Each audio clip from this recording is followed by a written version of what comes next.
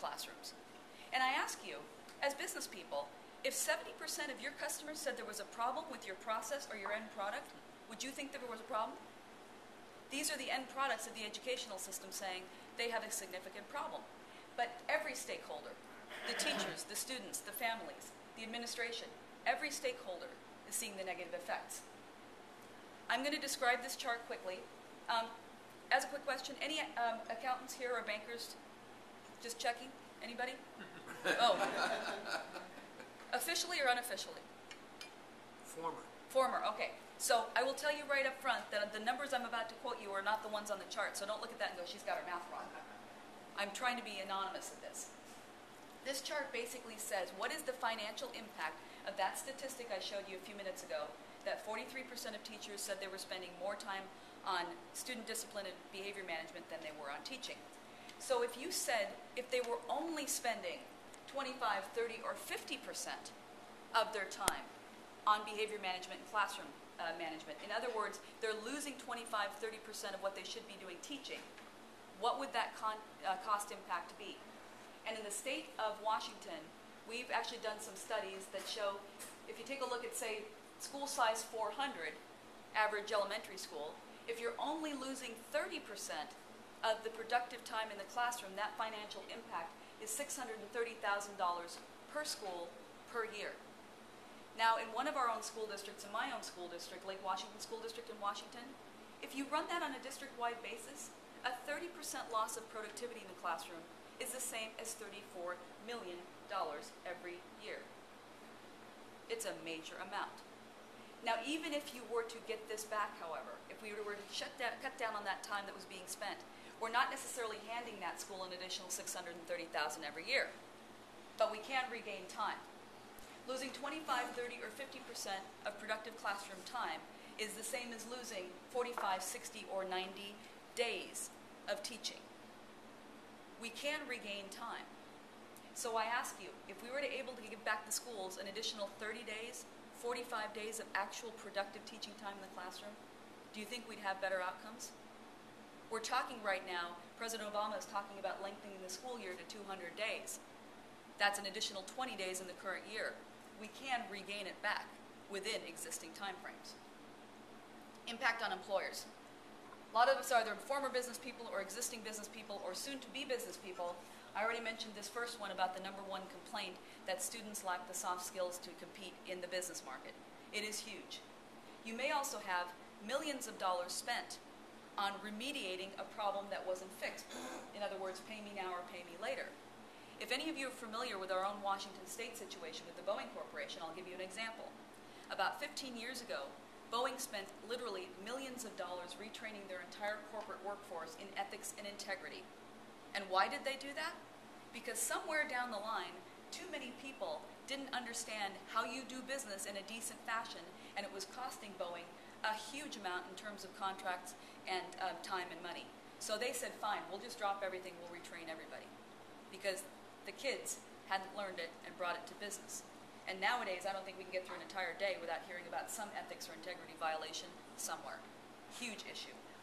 We also have potentially customer service issues. You may be losing poor customers due to customer service. Now, what do I mean by poor customer service? Has anybody had this experience lately? You're on the phone or physically come somewhere, you have a problem with a company's product or service. Within 27 nanoseconds of picking up the phone or standing in front of a counter, you realize that you have seriously impinged on somebody's personal time, right? You have a problem with somebody's product or service, you call them up, and you feel like you should start with an apology for even calling. Customer service? No. Customer service is becoming an oxymoron like jumbo shrimp. And it's a huge issue. The decreased employee productivity. So it's not a matter of a few pencils, a few paper clips disappearing here or there, maybe a ream of paper, but it can be so bad that you're losing hours of time because your employees are surfing on the web, checking their Facebook, on the internet, doing whatever they can because their bandwidth at the office is so much better than what they have at home. Or heaven forbid, have you heard this in the news? Somebody's driving the company leased vehicle. They're driving around, they take a long lunch, they go pick up their dry cleaning, and heaven forbid they forget to turn the GPS off when they hit the strip bar. It comes up in the newspaper all the time. It's a significant issue. And how about this? Challenges of managing or creating a team when all you've been given is a bunch of stars. Individuals that all know they're the brightest, the most brilliant ones in the box. And why do they know that? Because ever since they were this big, they were told that.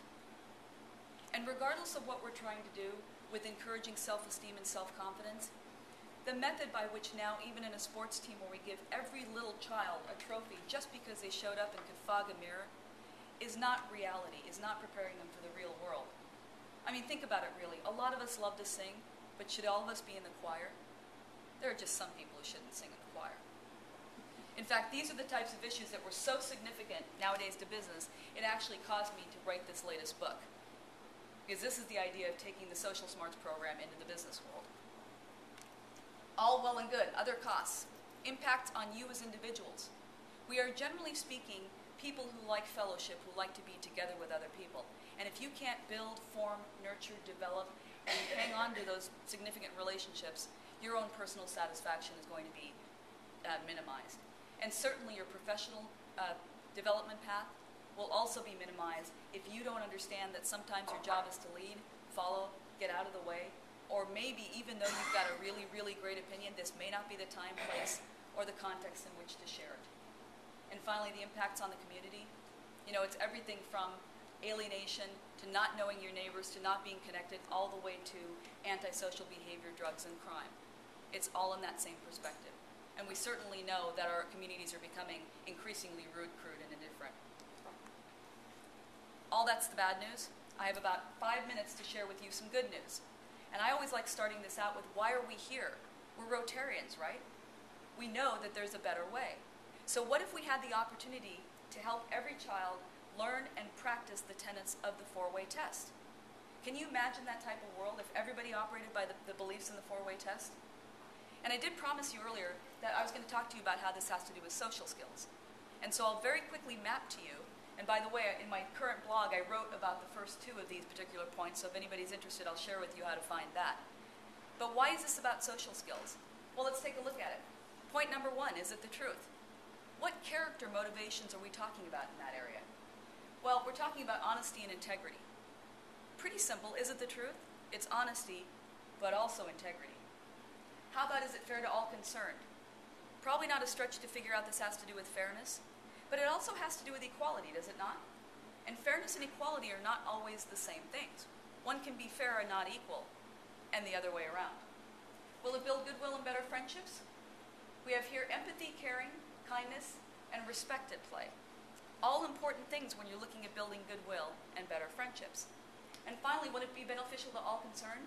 We're back to that fairness thing, but we also have consideration and cooperation. And I always like drawing attention to what I think is the most important, but the smallest word in that phrase. Those three little letters, A-L-L. All. Not just the people who can do something for me, or I can get something out of. Not just the people I like, but everybody, at all times. Social skills. Why do I believe it needs to be taught? Truly, what we're finding nowadays, social skills does need to be taught in the schools because we can no longer assume that there is any lowest common denominator of what's coming into the school system. And children that come into the school system ill-equipped with social skills and character are at a disadvantage not only in the school system, but as I've shown earlier, as they come out. So what we need to do is we really need to get everybody, every stakeholder, the teachers, the students, the parents, the community, involved as a way to develop these skills that these kids won't learn any other way. And if we integrate it directly into the academics, not only we're not competing with the school's job of getting academics done, can't mess with that, that is their job. But what we find is it will support and enhance that academics at the same time we're giving these critical life skills to these young students. We need to also teach the foundations for the behaviors, not just the behaviors themselves, because it's much more important to understand things like treat others the way you want them to be treated than to figure out whether or not we need to be drinking tea with our pinky raised, is it not? What happens when we teach social skills? These are some statistics directly out of our program. There are certainly others, but I can only speak to mine. But the first one that jumps out is a 43% increase in students' time on task. That's where we're re-giving back productive time to the classroom. That 43%, significant. That's more time spent on teaching, less time spent babysitting. We see very significant decreases in disciplinary action. Not just the big stuff, like bullying, which in some cases our principals report is totally eliminated, not because there are more off-duty police officers, more adults managing the hallways or the schoolyards, but because the kids now understand that this is not how we treat each other. And the culture of the school becomes such in which bullying is not supported. We also see that there's decreases in student absenteeism. Let me give you a quick statistic. From bullying alone, do you realize that 160,000 students miss school every single day across this country? And the schools are compensated based on students with their bottoms in seats. So if we can decrease the absenteeism rate, that directly means that the schools, that the taxpayer